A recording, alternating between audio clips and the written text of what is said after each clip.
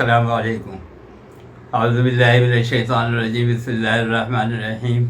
وَإِذِ ابْتَلَىٰ إِبْرَاهِيمَ رَبُّهُ بِكَلِمَاتٍ فَأَتَمَّهُنَّ قَالَ إِنِّي جَاعِلُكَ لِلنَّاسِ إِمَامًا، صدق اللہ العظیم۔ حضرت ابراہیم علیہ السلام کا ذکر ان آیتوں میں کیا گیا ہے۔ اللہ تعالیٰ فرماتے ہیں کہ ہم نے حضرت ابراہیم علیہ السلام کو امتحانات میں ڈالا۔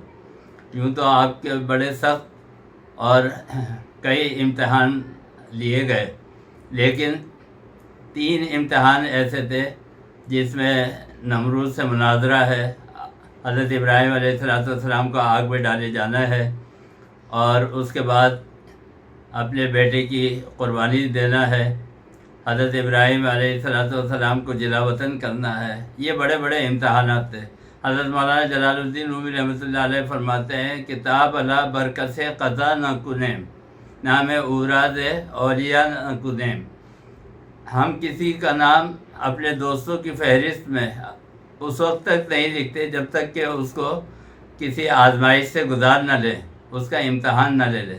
تو حضرت ابراہیم علیہ السلام بھی امتحانات میں گزرے، اور اللہ تعالیٰ نے آپ کو اپنی قوم کا امام بنایا۔ آپ توحید کے امام تھے، موحد تھے۔ آپ کے دور میں شرک تھا، بت پرستی تھی، بلکہ آپ کے گھر کے اندر بتوں کی انڈسٹری تھی۔ تو حضرت ابراہیم علیہ السلام کو یہ سب کچھ پسند نہیں تھا۔ ایک مرتبہ آپ نے رات کو ستاروں کو دیکھا، آسمان کے اوپر ستارے چمک رہے تھے۔ فلما جن علیہ اللیل رأى کوکبا قال ھذا ربی۔ تو حضرت ابراہیم علیہ السلام کو یہ خیال ہوا کہ ان ستاروں کے اندر بڑی روشنی ہے، یہ بہت خوبصورت ہے، یہ غیر معمولی مخلوق ہے۔ قال ھذا ربی، شاید یہی میرا رب ہے۔ لیکن اس کے بعد پھر آپ کو تنبؤ ہوا۔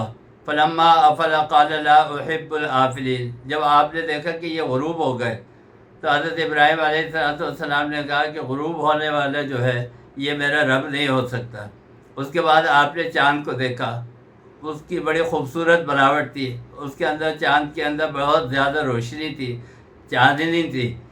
فلما رأى القمر بازغا قال ھذا ربی۔ حضرت ابراہیم علیہ السلام نے کہا یہ میرا رب ہے۔ فلما افل قال لئن لم یهدنی ربی لاکونن من القوم الضالین۔ لیکن جب چاند جو تھا وہ ڈوب گیا، تو حضرت ابراہیم علیہ السلام نے کہا یہ میرا رب نہیں ہو سکتا، اور اے اللہ اگر تو نے مجھے راستہ نہیں دکھایا تو میں بھٹک جاؤں گا۔ اس کے بعد آپ نے سورج کو دیکھا، جب صبح ہوئی اور سورج ہی نکلا۔ فلما رأى الشمس بازغة قال ھذا ربی ھذا اکبر۔ فرمایا کہ یہ میرا رب ہے اور یہی سب سے بڑا ہے۔ فلما افلت قال، پھر آپ نے فرمایا کہ سورج جب ڈوب گیا تو آپ نے کہا یہ تو میرا رب نہیں ہو سکتا، ڈوبنے والا جو ہے وہ میرا رب نہیں ہو سکتا۔ پھر آپ نے اللہ تعالیٰ سے دعا کی کہ اے اللہ اگر تو نے مجھے راستہ نہیں دکھایا تو میں جو ہے وہ گمراہ ہو جاؤں گا، اور میں ہدایت کے اوپر نہیں رہوں گا۔ لہذا حضرت ابراہیم علیہ السلام کو اللہ تعالیٰ فرماتے کہ انی وجہت وجہی للذی فطر السماوات والارض حنیفا وما انا من المشرکین۔ ہم نے ان کا چہرہ جو تھا اور ان کا قبلہ جو تھا وہ اللہ کی طرف کر دیا، اور اس کے بعد حضرت ابراہیم علیہ السلام کو اللہ تعالیٰ نے توحید عطا فرمائی۔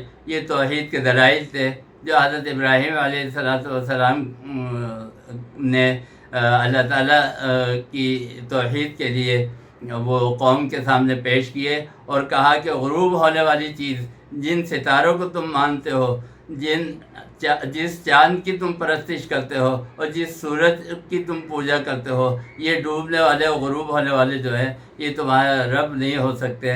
لہذا ایک اللہ کی عبادت کرو۔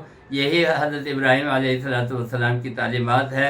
ہمیں ہر قسم کے شرک سے بچنے کی کوشش کرنی چاہیے، اور ایک اللہ کی عبادت کرنی چاہیے۔ وآخر دعوانا الحمدللہ۔